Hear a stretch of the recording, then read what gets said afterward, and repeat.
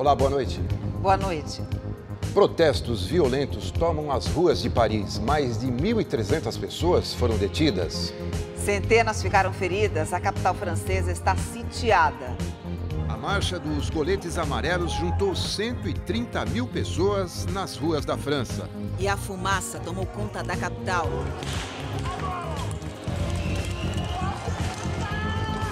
Intervenção federal em Roraima é aprovada pelos Conselhos da Defesa Nacional e da República. Michel Temer assina o decreto na segunda-feira. Manifestantes pedem justiça pela morte de uma cadela em um supermercado na Grande São Paulo. A loja ficou fechada. O drama da menina que espera há 3 anos por uma cirurgia na coluna. Não posso correr, não posso fazer atividade física. Se eu fizer um pouco mais, se eu andar um pouco mais de tempo, eu tenho que parar, descansar. Eu não consigo respirar direito. E os 75 anos de uma das maiores lendas da música mundial. A vida e as polêmicas de Jim Morrison.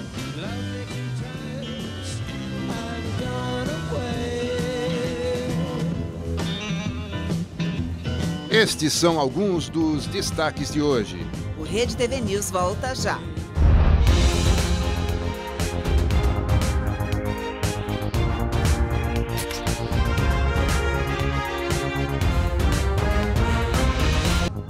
A sede do Conselho de Técnicos em Radiologia foi alvo de tiros em São Paulo. Câmeras de segurança flagraram o momento dos disparos. As imagens gravadas na noite desta sexta-feira mostram a chegada de um carro. O motorista estaciona e apaga os faróis. Poucos segundos depois, começa a atirar. O homem dispara 9 vezes e vai embora. Os tiros atingiram paredes, janelas e até um carro. Ninguém estava no local. A insegurança assusta funcionários há meses. Eles dizem que estão sofrendo ameaças. Na quinta, um dia antes do ataque ao prédio, câmeras registraram o momento em que um homem deixou um envelope na casa de um delegado regional do Conselho.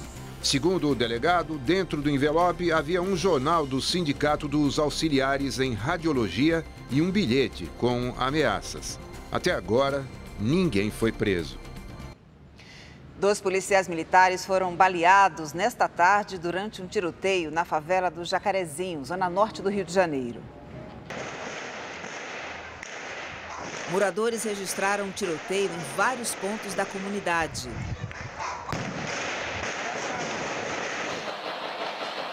Duas moradoras conversam enquanto os tiros são disparados.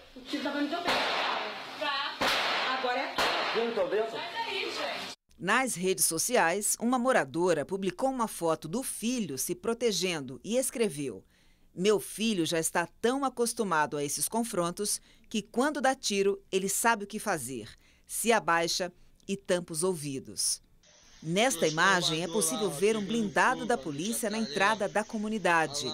De acordo com a PM, policiais da UPP do Jacarezinho faziam um patrulhamento na região quando foram alvo de criminosos armados. 2 agentes foram baleados e levados para um hospital da região. O estado deles é estável. Após reunião com o presidente Michel Temer, Conselhos da República e Defesa Nacional aprovaram intervenção federal em Roraima. Pela lei, os conselhos precisam ser consultados. O presidente Temer reuniu neste sábado os comandantes das Forças Armadas, ministros da área de segurança e da área econômica para discutir os detalhes da intervenção, que vai durar até o dia 31 de dezembro. O interventor será o governador eleito de Roraima, Antônio Denarium, que se reunirá com Michel Temer na próxima semana. Temer assinará o decreto de intervenção na segunda-feira e vai enviar o documento em 24 horas para o Congresso Nacional. Deputados e senadores terão que votar e aprovar o decreto para a intervenção ter validade. O presidente também assinará uma medida provisória para destinar recursos a Roraima. A crise do sistema penitenciário e financeiro no estado, com atraso de salários dos servidores e a entrada desenfreada de venezuelanos em Roraima, motivaram a intervenção federal. O relatório de inteligência, por exemplo, que é a parte que me toca, que sustentou a decisão do presidente, deixa muito clara a deterioração das contas públicas, a impossibilidade de pagamento de salários. O relatório de inteligência aponta também os riscos à segurança pública, Como é sabido, há duas facções que se confrontam no presídio e no estado de Roraima. Ao contrário do Rio de Janeiro, a intervenção em Roraima será integral e a atual governadora do estado, Sueli Campos, será afastada do cargo. O presidente eleito Jair Bolsonaro participou hoje da formatura de oficiais da Marinha. Ele negou irregularidades no dinheiro depositado na conta da mulher Michele por um ex-assessor do filho, o deputado Flávio Bolsonaro. O presidente eleito chegou numa lancha da Marinha à Escola Naval, no centro do Rio. Ao lado do ministro da Defesa, Joaquim Silva e Luna, e do comandante da Marinha, Eduardo Bacelar Ferreira, Jair Bolsonaro assistiu à formatura de mais de 220 novos oficiais. O presidente eleito disse que gostaria de ser operado para retirar a bolsa de colostomia ainda neste ano, mas também pode deixar a cirurgia para o fim de janeiro, depois de ir ao Fórum Econômico Mundial na Suíça. Bolsonaro afirmou que está bem de saúde após o mal-estar que sofreu ontem. Eu estou tomando uma série de medicamentos e me confundi, não foi isso que aconteceu. Eu estou bem. E aconteceu o quê? Daí eu dormi. O presidente negou qualquer irregularidade nos R$24 mil depositados na conta da mulher dele, Michele, por Fabrício Queiroz, amigo de Bolsonaro e ex-assessor do filho dele, Flávio. Segundo o presidente, foi parte do pagamento de uma dívida de R$40 mil que Fabrício tinha com ele. Em outras oportunidades, eu já o socorri financeiramente. Nessa última agora, houve um acúmulo, né, de dívida para comigo e resolveu, então, ele me pagar com cheques. Na verdade, 10 cheques de R$4 mil. E assim foi. Eu não botei na minha conta porque é questão de... Eu tenho dificuldade para ir em banco, andar na rua, deixei para minha esposa. Lamento o constrangimento, né, que ela está passando, a sua família tocante a isso, mas ninguém recebe ou dá dinheiro sujo por cheque nominal, meu Deus do céu. Eu errei. Eu arco a minha responsabilidade perante o fisco, sem problema nenhum. Bolsonaro também falou sobre as disputas internas pela liderança do partido dele, o PSL, especialmente em relação aos atritos entre futuros parlamentares recém-eleitos por São Paulo. O presidente vai reunir a bancada na semana que vem e quer evitar que a sigla acabe isolada no Congresso na próxima legislatura por falta de comando e de articulação política. O PSL é um partido bastante novo. Dos 52 deputados, 48, se eu não me engano, são novos. E estão brigando por espaço. Lamento isso daí, vamos tentar acalmá-los. Se nós começarmos desunidos, fica difícil a gente conseguir a maioria no parlamento para aprovar aquilo que interessa ao Brasil. O futuro ministro da Economia do governo Jair Bolsonaro, Paulo Guedes, anunciou neste sábado os 6 secretários da nova equipe econômica. Marcelo Guaranis, ex-diretor da ANAC, comandará a Secretaria Executiva da pasta, que é uma fusão dos Ministérios da Fazenda, Planejamento e parte da Indústria e Comércio Exterior. O atual ministro do Planejamento, Esteves Colnago, será o secretário-geral adjunto da Fazenda. O secretário de Desburocratização, Gestão e Governo Digital será Paulo Webel. O novo secretário-geral adjunto da pasta será Gleison Cardoso Rubim. Como a Secretaria da Fazenda, o escolhido foi Valderi Rodrigues Júnior. E o economista Carlos da Costa ocupará o cargo de secretário-geral de Produtividade e Competitividade. Milhares de celulares piratas foram bloqueados hoje pela Anatel, a Agência Nacional de Telecomunicações. A medida faz parte dos 10 estados: Acre, Espírito Santo, Mato Grosso do Sul, Paraná, Rio de Janeiro, Rio Grande do Sul, Rondônia, Santa Catarina e Tocantins. Mensagens de alerta para os aparelhos pirata foram enviadas pela Anatel por meio do número 2828.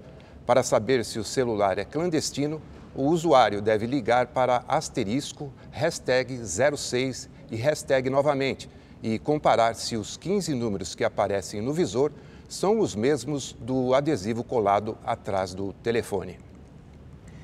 Manifestantes se reuniram hoje em frente ao hipermercado Carrefour de Osasco, na Grande São Paulo, para pedir justiça pela morte de uma cadela que foi agredida no estacionamento da loja.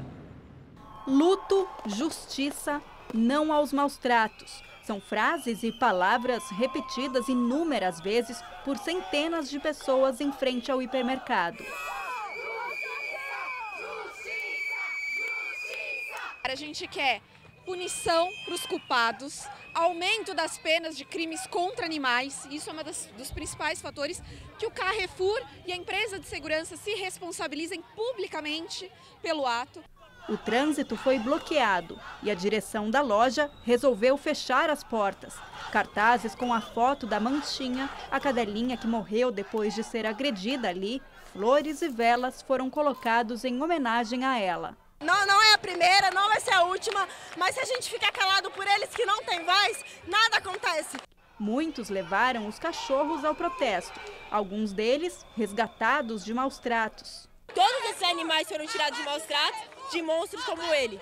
As manifestações começaram pelas redes sociais logo após a morte da cadelinha, no dia 30 de novembro. O caso foi registrado na Delegacia de Polícia de Investigações sobre o Meio Ambiente. O segurança de uma empresa terceirizada, contratada pelo Carrefour, é investigado por ter cometido maus tratos ao animal. O inquérito será concluído na próxima semana, depois do depoimento de mais 3 testemunhas. O caso, então, será encaminhado ao Poder Judiciário. Até agora, mais de 20 pessoas foram ouvidas. Entre elas, o segurança acusado de agredir a cadelinha. Ele confessa ter acertado o animal com uma barra de alumínio, segundo ele, sem a intenção de machucar. Ele estava retirando a cadelinha do estabelecimento e alega ter recebido ordens superiores. Ele disse à polícia que a cadela rosnou ao ser retirada e que teria usado a barra para bater no chão com o objetivo de afugentar e só percebeu que tinha machucado quando ela voltou à loja com as patas traseiras quebradas e sangrando. De acordo com os investigadores, o Carrefour não prestou socorro ao animal, somente acionou o centro de zoonoses. Nessas imagens, a equipe de resgate tenta acalmar a cadela para cuidar dos ferimentos. Mas é possível perceber que os funcionários do departamento animal usam uma enforcadeira na cadela, que se debate e depois desmaia. Manchinha morreu 25 minutos depois de hemorragia. A zoonose cremou o corpo do animal, que ficava no estacionamento do hipermercado e era alimentado por clientes e funcionários. Não foi só aqui, acontece em vários locais e aqui foi o que todo mundo ficou sabendo, mas existem várias manchinhas por aí, infelizmente. O agressor foi afastado do trabalho. Ele deve responder em liberdade por maus tratos. A pena para esse tipo de crime varia de 3 meses a 1 ano de prisão.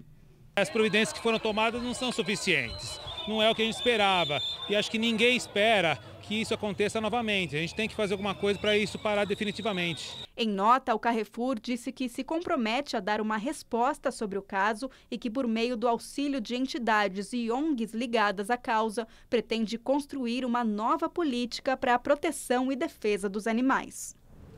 Foram sepultados hoje em Pernambuco os corpos de 5 pessoas da mesma família que morreram ontem durante uma tentativa de assalto a banco na cidade de Milagres, no interior do Ceará.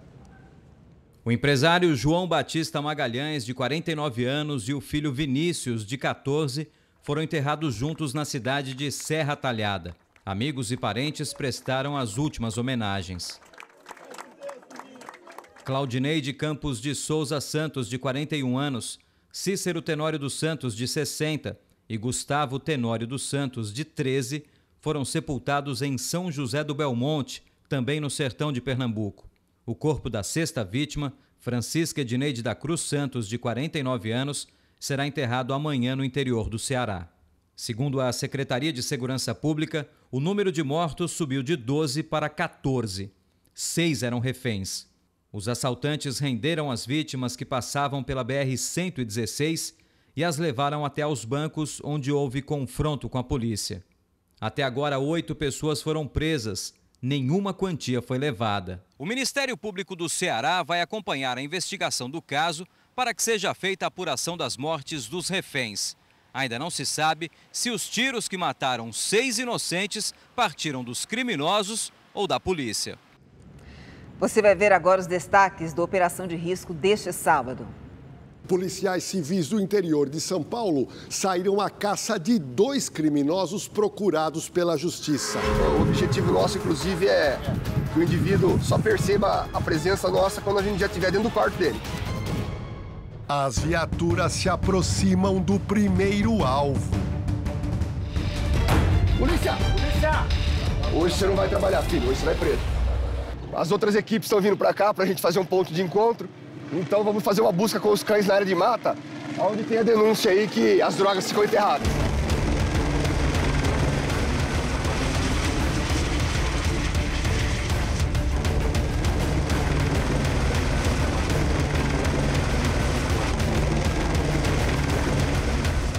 Essa e outras ações policiais você acompanha no Operação de Risco, que começa logo após o Rede TV News. Na Bahia, uma imagem impressionante. Uma ventania destruiu o telhado de um supermercado em Eunápolis. O caso aconteceu nesta tarde. Segundo a Defesa Civil, não há relatos de feridos. O órgão ainda afirmou que outro prédio da cidade também acabou destelhado. Já em Jequié, um temporal derrubou a estrutura de um posto de combustíveis. Apenas as bombas do posto não foram danificadas. Ninguém ficou ferido. E em São Paulo, uma adolescente de 16 anos vive um drama em busca de ajuda médica. Com um problema grave na coluna, ela espera há 3 anos para fazer uma cirurgia. Quem conta pra gente essa história é o repórter Giovanni César.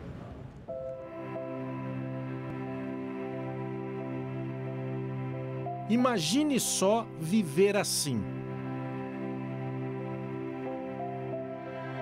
Há 4 anos, Sofia caiu no banheiro e teve um deslocamento de bacia. O problema se agravou para uma escoliose de quase 50 graus, curvatura que já não pode mais ser revertida com fisioterapia. Agora, a única solução é a cirurgia. A Sofia está na fila para fazer uma cirurgia. Já vai fazer 3 anos. A única vez que o pessoal do SUS entrou em contato com a mãe dela foi para dizer que ela deve ser operada num prazo de mais 5 anos. Dos 20 profissionais, dos 20 médicos que atenderam a Sofia, somente um fez o teste completo para diagnosticar a escoliose. O meu medo é que isso se estenda por mais tempo, a minha saúde piore com o desvio da coluna, as minhas costelas, os meus órgãos podem se comprometer ainda mais, porque todos os dias eu sinto fadiga, enquanto os meus amigos estão brincando.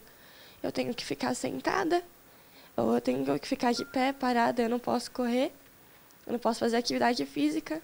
Se eu fizer um pouco mais, se eu andar um pouco mais de tempo, eu tenho que parar, descansar. Eu não consigo respirar direito. O tempo se tornou o maior inimigo de Sofia. Segundo este especialista, a adolescente já deveria ter passado pela cirurgia. Como ela está sentindo bastante dor e está evoluindo a patologia, ela tem que fazer a cirurgia o mais rápido possível. Essa paciente já tendo um grau importante de escoliose deveria ter sido acompanhada a cada 4 a 5 meses e ver a evolução da patologia, né? Desesperada, a mãe de Sofia faz um apelo aos médicos e às autoridades de saúde. Eu peço, por favor, a ajuda da minha filha, que ela consiga essa cirurgia, consiga que um médico de bom coração enxergue isso também. Porque muitas vezes passamos por alguns médicos que nem nos olham na cara, não se importam, né? Então eu peço, por favor, olhem de bom coração, façam jus àquilo que é a profissão de vocês também. Em nota, a Secretaria Municipal de Saúde informou que está acompanhando o caso para a confirmação de cirurgia ou reabilitação. A secretária disse ainda que trata-se de uma patologia do desenvolvimento que permite ao especialista determinar o melhor momento para que seja realizada, por não ser considerada de urgência. O corpo de uma brasileira que estava desaparecida desde o último dia 28 foi encontrado na Austrália. Cris Keila Gomes, de 21 anos, estava na praia de Queensland, na cidade de Brisbane. Segundo a polícia, o corpo foi encontrado sentado em uma árvore próxima ao carro dela. Não há informações sobre a causa da morte e também não foram encontrados sinais de crime. A jovem morava desde os 7 anos de idade na Austrália e recentemente tinha conseguido visto de permanência. A Igreja Católica beatificou hoje, Oran, na Argélia, 19 católicos assassinados durante a Guerra Civil no país. É a primeira vez que uma cerimônia de beatificação acontece em um país muçulmano. E, com isso, a segurança foi reforçada. A maioria dos beatos era de origem francesa, 7 monges e um bispo. A beatificação é a primeira etapa para eles serem reconhecidos santos, de acordo com a tradição católica. A guerra civil na Argélia durou 11 anos na década de 90 e deixou mais de 200 mil mortos.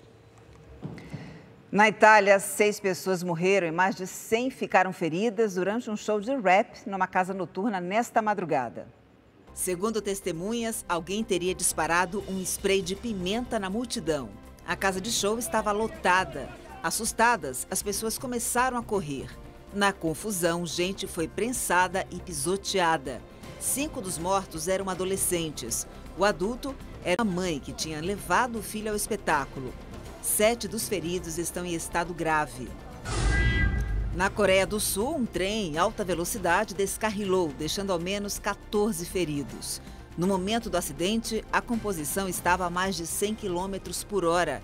O trem seguia para Seul, com 198 passageiros. Milhares saíram às ruas de Belgrado, na Sérvia, para protestar contra o governo. Recentemente, um dos principais líderes de oposição e outros militantes do mesmo partido foram espancados. Os manifestantes acusam o presidente do país de censurar a mídia e criar uma atmosfera de intimidação e violência. Pelo 4º sábado seguido, milhares de pessoas saíram às ruas em várias cidades francesas para protestar contra o governo. Só em Paris, mais de 1.300 manifestantes foram presos. Houve manifestações também em outros países europeus, como mostra o jornalista Peterson Isidoro, de Lisboa. Várias cidades francesas viraram campos de batalha.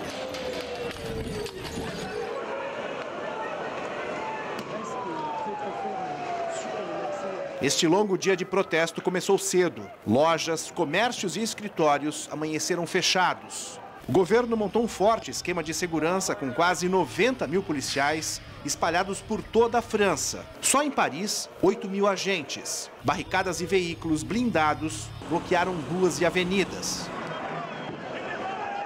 Mas não foi suficiente para segurar os manifestantes. A multidão foi para cima das forças de segurança. Alguns grupos menos exaltados cantavam o hino francês, a Marselhesa.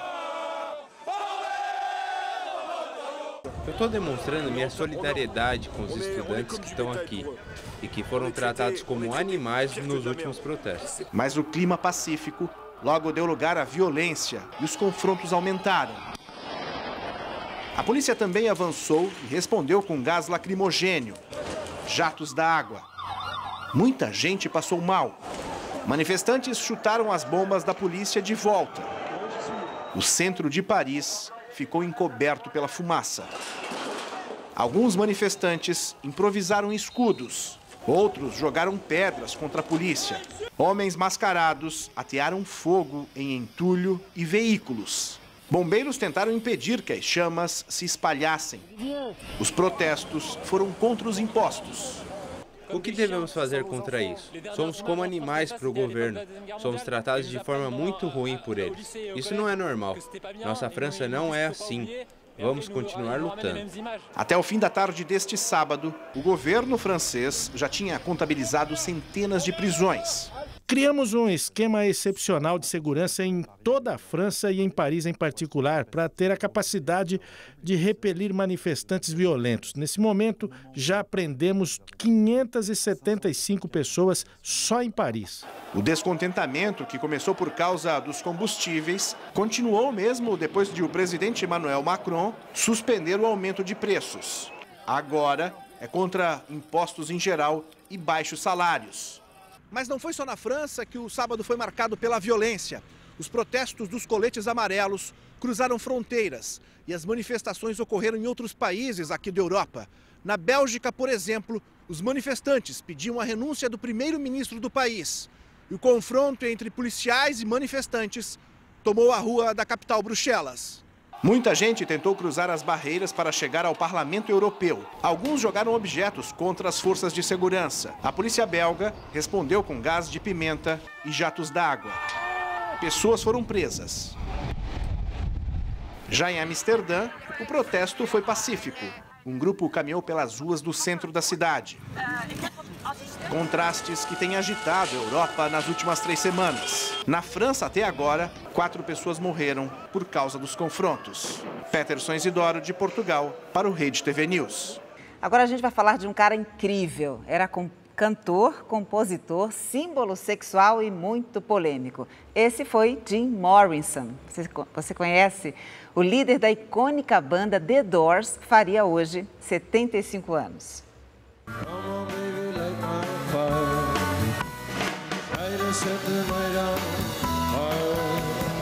Nascido na Flórida, nos Estados Unidos, Jim pensava em ser cineasta, mas quis o destino que ele brilhasse na frente das câmeras e em cima do palco. Foi assim que ganhou o mundo.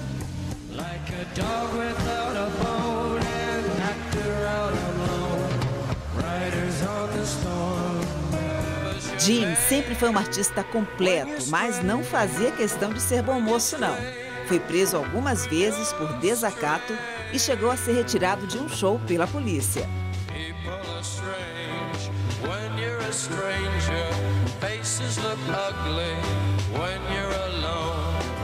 As atitudes dele fizeram com que a banda fosse banida das rádios, tivesse discos recolhidos e shows cancelados. As letras de Morrison eram polêmicas, como ele. Falavam de sexo, violência e liberdade. De 1966 a 1971, ano da morte de Morrison, foram 6 álbuns. 5 anos intensos que imortalizaram sucessos como LA Woman, Light My Fire e Love Me Two Times.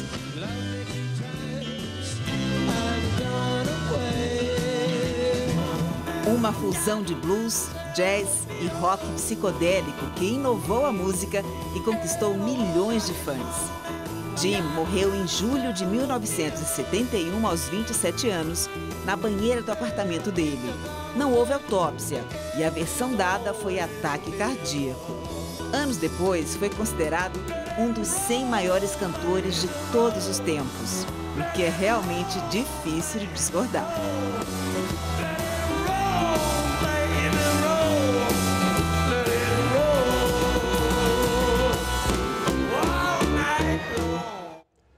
E a gente encerra com essas belíssimas imagens feitas de dentro da Estação Espacial Internacional esta semana. Os astronautas registraram o momento em que o foguete Soyuz atravessa a atmosfera em direção ao espaço. As imagens foram feitas pelo europeu Alexander Guest, que está pela 2ª vez no espaço. Você perdeu algum momento do Rede TV News de hoje ou então quer assistir novamente? Se inscreva no canal da Rede TV no YouTube. Uma ótima noite para você. Fique agora com Operação de Risco. Tenham todos uma boa noite. Até a próxima.